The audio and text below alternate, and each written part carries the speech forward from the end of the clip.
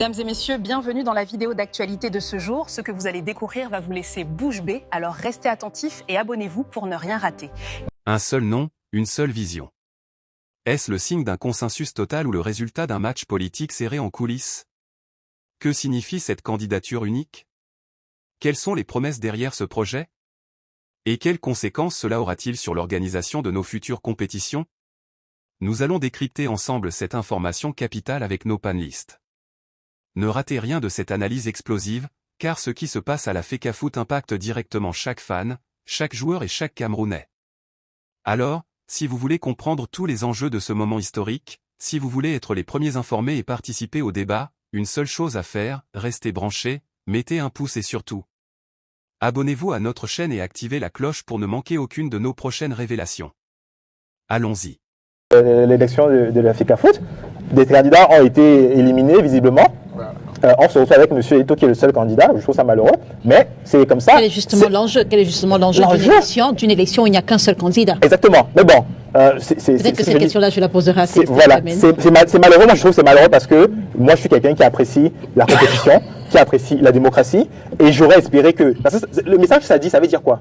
Qu'il n'y a aucune personne dans tout le Cameroun, dans toutes les fédérations que nous avons, qui soit suffisamment, je vais dire, calé pour comprendre le processus électoral de la FECAFOOT au point de présenter un dossier complet qu'on va valider.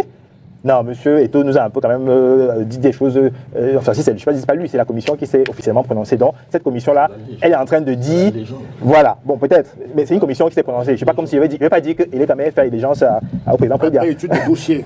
Il y a eu des études de dossiers, et avant que la commission électorale ne regarde ces dossiers, il y a une commission éthique. Il y a une commission éthique qui regarde les dossiers. Voilà. Donc, j'ai envie de dire, ce serait, on peut faire le parallèle, mais je n'ose pas le faire, je vous laisserai le faire. Si on vous dit que la commission électorale a prêté allégeance à monsieur Eto'o fils, ça pourrait alimenter le verre de ceux qui disent qu'il est quand même fait allégeance, ou reconnaît que ça fait allégeance au président. Non, simplement pour dire, on parle d'une association.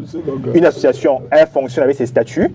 Elle a même fait un code électoral qui n'est pas si vieux que ça, 2023, qui explique le processus. Le ministre est là, dans son rôle d'encadrer quelque chose qui se passe et qui implique les Camerounais, qui implique le sélectionneur qui semble avoir lui-même recruté, etc. Donc, on devrait s'en tenir là.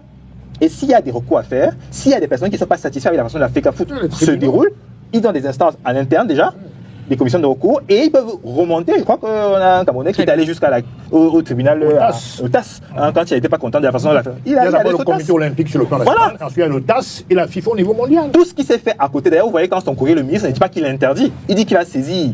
Mais premièrement, le MINAT, c'est certainement son collègue, parce que c'est lui qui a la capacité de mobiliser tel sous-préfet pour interdire que les gens ne se réunissent concrètement à Bankomo. Mais il ne peut pas formellement, sinon il serait en train d'aller contre la loi, formellement interdire qu'une association se réunisse. Il est obligé de s'en remettre et appliquer à ce moment-là ce que les sous-préfets souvent disent trouble à l'ordre public. Justement, Président Badakani, est-ce que le ministre de l'Éducation, le ministre Moele Kombi, est dans son rôle quand il demande de suspendre le processus électoral à l'intérieur d'une association? Il est essentiellement dans son rôle. Je commencerai par dire que mes prédécesseurs font exprès. Ils font comme si quand on parle de football au Cameroun, il n'y a que les textes de la FECAFOOT. Jamais les juristes. Ils font exprès, c'est pas vrai. Le football au Cameroun et le sport en général, est régi par des lois, parmi lesquelles la loi numéro 18, 014 du 11 juillet 2018. Je vous dis ce que cette loi dit, je reviens simplement.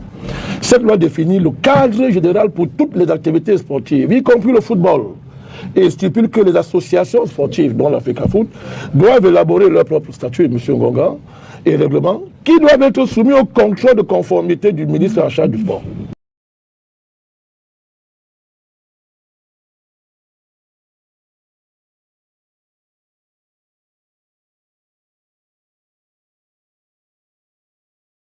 Samuel Eto'o est l'actuel président de la FECAFOOT, élu en décembre 2021. De nouvelles élections sont prévues pour le 29 novembre 2025 à Bankomo. Une décision de la commission électorale de la FECAFOOT, datée du 14 novembre 2025, porte sur la publication de la liste des candidats au poste de président et membres du comité exécutif. De contrôle. Le ministre n'a pas le contrôle d'opportunité sur le statut d'une association de droit privé ayant une mission de service public. C'est pas une association. Oui, donc il y a quel contrôle? Attendez, vous l'avez bien vu. En matière électorale, la FECAFOOT est totalement C'est les Saint-Germain, le président Badakani à la parole. Je n'ai pas voulu faire les allusions que tu peux faire facilement. Tu peux les faire. Que toi, quand il s'agit de l'ECAM, tu es droit dans tes bottes, qu'est-ce que tu fais tu fais comme ça. Lui aussi l'a fait pareil. Je suis dans le texte. C'est le texte. Non, il n'y a pas de texte. Les parallèles sont clairs, mais je vais parler dans ce cas. Vous n'avez pas dit aux Camerounais qui nous écoutent que quand on parle de football au Cameroun, il n'y a pas que les textes de la FECAFOOT. Ces textes s'inscrivent dans un cadre plus général, c'est la loi de 2018, base 014, du 11 juillet 2018. Vous n'avez pas dit ça au Cameroun. Là, il s'agit de la FECAFOOT. Non, c'est pas du sport en général au Cameroun et du football. Et cette loi donne des prérogatives au ministre. C'est-à-dire que s'il estime que ce que vous faites n'est pas en conformité avec cette loi, il a le pouvoir d'intervenir. Qu'est-ce qui n'est pas en conformité? Mais il va le définir dans son texte, dans le document, dans le texte qu'il a écrit, il a donné des éléments. Il n'a pas tranché comme tu as dit, parce que c'est un juriste. Mais il a donné un ensemble d'éléments qui dit que lui, il n'est pas d'accord avec ce processus. Il n'a rien donné comme élément juridique. Bon, tu n'as pas lu, J'ai lu la document. On peut il le n'a lire. donné aucun élément juridique. Non. Il a donné un ensemble d'éléments pour justifier sa position, M. Diamène. Il faut pas être malade. Et donc, donne le texte ici. Non, je ne parle pas de texte. Le texte, c'est le ministre. Les éléments, Mais il c'est une juge correspondance. le processus entaché de diverses irrégularités. Ouais, voilà, irrégularité, c'est un terme général. Non, c'est pas général. Dans la grande famille Mais du il football cite aucun Ce camerounais. n'est pas général. Ce n'est pas Si, c'est général. général. Ce n'est pas général. Donc, le ministre est dans son rôle. Je vais aller plus loin. De suspendre le processus. Quand ça de demander rentre que le dans processus cette soit prérogative, vous le suspendu. faites. Vous faites comme si quand on dit tutelle, c'est n'importe quel jeu. Quand on dit tutelle quelque part, ça a un sens, M. Diamène. Quand on parle Oui, de mais- tutelle, ne m'interrompez pas quand on parle, je vous appelle. Bon, vas-y. Allez-y. Quand on parle de tutelle, ça a un sens. Même quand nous sommes des partis politiques, M. Ngonga le sait, quand on dit tutelle du MINAT, il s'agit donc des prérogatives. Au-delà des interprétations qu'on peut avoir, c'est donc des prérogatives. Une tutelle, ça a des prérogatives. Sinon, on annule ça. Mais quand on dit la tutelle, il a des prérogatives. Et au nom de ces prérogatives, il peut agir. Maintenant, on peut contester son action. Mais là, on va dans les cadres appropriés pour le faire. Mais je vais plus loin, ça c'est un autre débat. N'effrayez pas les Camerounais avec la FIFA. Arrêtez ça. Cette FIFA que vous convoquez vous a répondu au plus fort de la crise. C'est quoi? Laisse-moi parler, c'est Benjamin. Pas tu es excité comme ça. Il vous a dit que vous avez signé une convention avec le ministère. Que tant que vous n'avez pas annulé cette convention, lui se réserve de ne pas. Lui vous regarde, vous battre. Il répondait à votre sollicitation, vous, la FECAFOOT. Maintenant, vous faites comme si ça n'existe pas. Il vous a déjà répondu. Non. Tu dis non quoi? Tu veux contester ça? On parle du processus Les gens te regardent, électoral. s'il te plaît. C'est pas d'autre chose. Je ne parle pas. Laisse-moi les détails là. Je suis en train de vous dire. Le recrutement du quand personnel encadrant, ça n'a rien à le voir. problème va se poser. Parce que si le MINAT répond favorablement à la sollicitation de son collègue gouvernemental, ça veut dire que l'État va stopper le processus. Donc il faut arrêter votre cinéma là. Je vous dis simplement que ne convoquez pas la FIFA pour menacer les gens. Je ne dis pas que. Écoutez-moi, je ne prends pas parti. Hein. Je vous convoque les lois qui étaient dans notre pays. Très bien. C'est il y a cette loi. Il y a cette convention qui s'est allée signer avec le ministère. Vous savez pourquoi ils ont signé la convention? Vous savez pourquoi la convention est signée? Parce qu'il faut qu'on ait au fond de l'affaire. La convention est signée parce que la FECAFOOT, en dehors de brandir les lois, toutes les fédérations, en dehors de brandir les textes, n'ont pas l'argent, n'en génèrent pas. C'est l'État qui finance le football camerounais. C'est quoi cette affaire où l'État c'est un cocu qui finance le football quand on veut l'argent et qui doit se taire? Qui veut l'argent, financer votre football? C'est deux débats différents. Ce n'est pas deux débats différents. C'est C'est le même débat. Très bien. Je dis c'est le même débat. Je peux dire un mot. Non, tu Oui, peux vous dire avez moi, la je parole peux dire juste toi. après. Non. Laisse-moi finir. Le président Ne Badakani m'interpelle termine. pas. Je dis seulement que la FIFA a déjà répondu. Très bien. La FIFA a déjà répondu sur à le cette sujet affaire. que tu crois. Parce que quand le ministre va intervenir, je vous dis que si le MINAT répond favorablement. Vous parce dites que quand il le a- ministre va intervenir, vous êtes certain que le MINAT... Je n'entre pas dans ça, me regarde pas. Très bien. Mais le ministre a sollicité son collègue. Attention. Mais est-ce que c'est la première fois qu'il sollicite son collègue? Je ne veux pas entrer dans ça. Je dis qu'il a. Si son collègue répond favorablement, on va arrêter le processus. Monsieur Diamène, le MINSEP a-t-il juridiquement le pouvoir de suspendre ce processus, de le bloquer? Je veux dire, l'absence de représentants du MINSEP, est-ce que ça peut affecter la validité du scrutin? Bien sûr que non. Puisque. Vous attendiez cette question, Célestin Diamène. Je connais sa En position. vérité, Oui, allez-y. le processus électoral dans une fédération sportive relève de la compétence exclusive de cette fédération. Les textes, les statuts de la FECAFOOT sont clairs.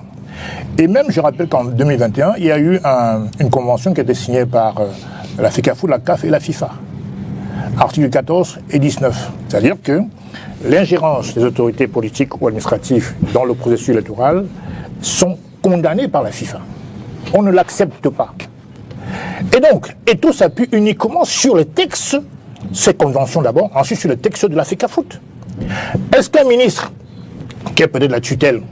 Moi, je crois que c'est un langage abusif, parce qu'en vérité, la vraie tutelle de la FECAFOOT, la vraie tutelle, c'est les textes de la FIFA qui gèrent le football mondial. Le Cameroun a adhéré à la FIFA en 1961. Donc, c'est un traité international ratifié par le président et voté par le Parlement camerounais. Donc, en vérité, les traités qui sont officiellement légalement ratifiés font office de loi dans un pays. D'où vient-il qu'un ministre s'autorise à faire une demande de suspension? C'est une demande de suspension. Évidemment, le processus suit son cours normal. Mais M. Mwele-Kombi n'a pas à se mêler de ce qui se passe à l'intérieur de la FECAFOOT. Un peu comme si on venait au NMP dire que voilà comment se passaient les primaires au NMP. Non, le MINAD est à sa place. Je fais une transposition pour que les gens comprennent bien. C'est pareil. La FECAFOOT, c'est une association de droit privé, bien sûr qu'elle a une mission de service public. Donc elle respecte la loi de la République. C'est tout, c'est tout. Mais le ministre n'a pas à se mêler de ce qui se passe en termes électifs au sein de la FECAFOOT. Donc, le 29 novembre, le nouveau président de la FECAFOOT sera réélu avec son comité exécutif, c'est tout à fait normal. Donc, il faut que... je crois qu'on n'est pas obligé d'être agrégé de droit pour forcément être à la tête du ministère des Sports. Mais c'est tout est dans son bon droit. Je n'aimerais pas qu'on engage ce débat avec des émotions. C'est une question de fait. Est-ce qu'il y a des textes qui autorisent M. Mwele-Kombi de suspendre un processus électoral dans une fédération sportive? Non! La réponse est non. Il n'y a aucun texte, sinon on me les cite. J'ai cité l'article 14 et 19 de la FIFA, la convention du 31 juillet 2021, qui donne le droit, qui interdit à l'autorité politique de s'ingérer dans les affaires de football au Cameroun. Merci de t'abonner si tu n'as pas encore fait. Par ailleurs, je considère que le rôle du ministère, c'est d'accompagner, c'est d'observer si les lois de la République sont violées, mais pas d'orienter, ni de valider quelque chose. Puisqu'il y a eu l'Assemblée générale, puisqu'il y a eu des évictions en termes de rivalité de candidats, mais les représentants de la FECAFOOT, du ministère de tutelle, étaient là. Ils ont noté tout ce qui s'est passé. S'il y avait un démenti formel, je crois qu'il l'aurait fait. Maintenant, quelle est la base légale du ministre? Il ne voit aucun article dans sa correspondance. Aucun article. C'est incroyable. Il n'évoque aucun article. Lequel? Donc je dis ceci.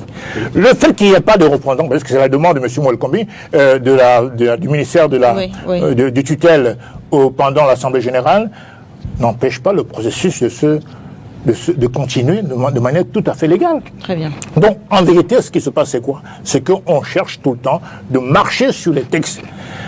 Le discours de Paul Biya en 2023, après la débâcle en Côte d'Ivoire, ça fait mal. La manière dont on a été éliminé, ça fait très mal. Le président a dit ceci.